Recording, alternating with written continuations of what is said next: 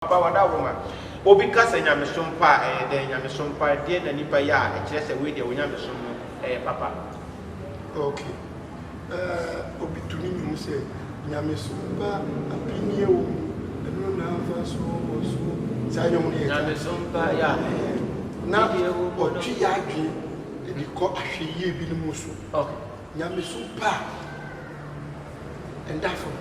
Okay. Se ebe ka nyamesom pa every software wo da safo nani nano every ni so e di kwaso le bazo. Okay. Chichimo. Etie fo mo ti mi nyina no Bacho number na yesi enfre wa eye messages nko a. Bi ya foto kakra tu da se. Wo ye software a ewurade afro se samre ewiye mre mu obi biara nyame afro no ye software bi adwuma baako na nyame pese enye ye yi akra na ye titi akra no ne ye bo akra no ho bai. Okay. Ye bo mo atenase na Yesu meto mu. Okay. So ati ase ati software bia no ne etwase ye ni se enye ye na ye dwuma ma ye dwuma ma owura bi Yesu. Okay. Yesu Kristo ne asafo wura no no na nyankopon echa no di nyimi nyina hye ni sa itumi nyina hye ni sa eti asisa asofo nyina ye ya hye ni nyi dwuma ni ye adwuma no ye be ni se unye prophet nyame kasa obeti wo mre we nkura the book of prophecy na ye Bible no no. Okay. Ena me kanfu Bible chiro se u kan Bible no fa Bible eye chenze mathematics krampo ke awon boni kura beti nya kasa chiro ye weni wa bebre e won frame ti wa re ya adamu ni umbe kasa chiro be kasa nyame na kasa chiro eti ye jina chiro konkro no so Yesu chire the book of Hebrews say Jesus Christ is our example to follow. Okay. Enti no so for biara no nia Yesu anya no mema ye nye bi. Okay. Nia Yesu ya no ye no kwa na ye fatiki akra no ana sole manso motru mojo sumu no any problem ayewo je mo e obi be fa Yesu se ni kra na jim kwa. Okay. Na Yesu subanda da no opeso je eni ye dada bia wo mo opeso free. Okay. Opese ye China na kwama no na edu kwasere wa ba sole but empra no nkosutwe loto no nkosutwa esa no nkosu mu fa didi kakra eti wo ye sofo na wo kan ni mpena ni bufu no aja sole hyew no wanyo bia eye wankasa adisua amane hunu na ye abonsam tumi editu su no enfri uzu.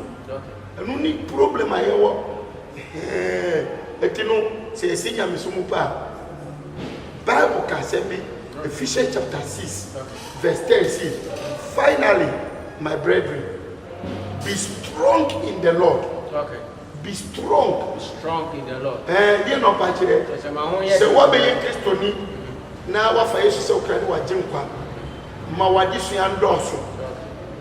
Ma ukronkro ni utiri ni ye no. Enya dia. Endo kon. The book of Hebrews says, ye ndo ni ye. Ne ye time bone. Eti trini yen do ye kon yen pesu yen hwehwe yen wurem trini ye ni kronkro ye anokure die do so ya brabo na ye fa mpa boni akonkyere daaso enu ne be ma waye mu be ye di wo uradi enya die baako ebinu mu dwi se wonya ye di sakwasira ewura chapel pe ne kire se wo ye nyame ba enya anokure eti no si be strong in the Lord and in the power of his might. Medical catch say, oh, sorry to me, you conquer your temperature for no, and never my head, sound was someone shaking also.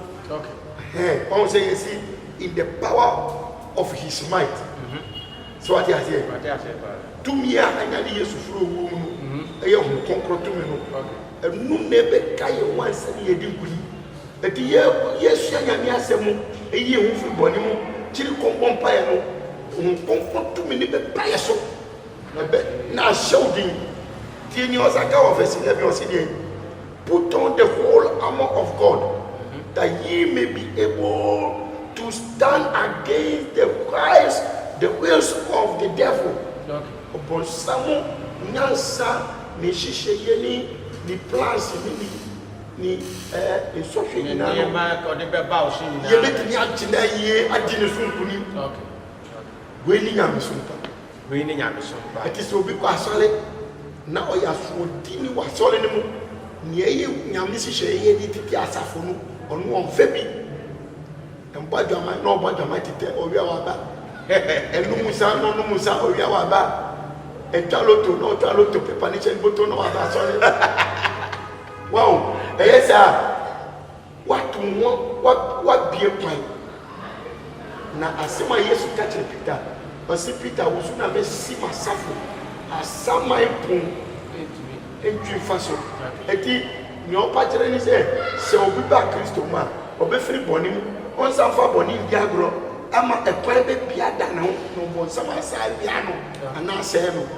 but ene die ko so ye bie asama putu ho eni se ye boy Yesu di but ye da so bokoro no ye da so twantro ye da so patamai ye da so musa ye da so ye pasapasa ama chese papa biti o ye we mu nyina chese nya nyamesom pa na wo ye yes so what for Christ so kran wa dinkwa na wa tro di wa so le bi mu na wo ye church member na wo kwa so le a udi wo ahye dwuma kesi bi wo so ya hwe ye ntokwa kumpra nya ma wo so bi di ntokwa be sha wo na wa yiri wo na wa fesi mu odidi wa ti wa di na dem etu atala ma ko bi nya ma wo esa wa wiase ye prediti said ye di kai no nyamesom pa na ye papa chire odi afa dress no wa chire sembi chese Yesu na se ya chire wo yibu chire se wo ye sa ne ma we nyina enye nyamesom pa